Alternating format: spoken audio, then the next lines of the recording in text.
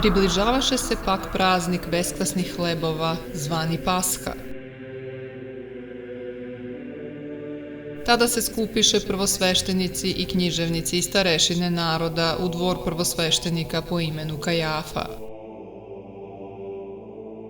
I savjetovaše se kako bi Isusa na prevaru uhvatili i ubili. I govorahu, ali ne o prazniku da se ne bi narod pobunio.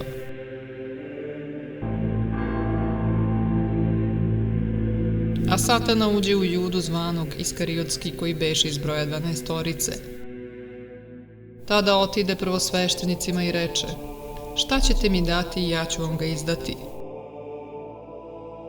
A oni mu položiše 30 srebrnika. I od tada tražaše zgodno vreme da ga izda, i on obeća da im ga preda bez prisustva naroda. A kad bi uveče sede za trpezu sa 12 učenika, i dok jeđahu reče im: zaista vam kažem, jedan od vas izdaće me. Sin čovečiji dakle ide kao što je pisano za njega. Ali teško onome čoveku koji izda sina čovečijeg, bolje bi mu bilo da se nije rodio taj čovek. Srebroljublje ti si Gospoda Hrista izdalo.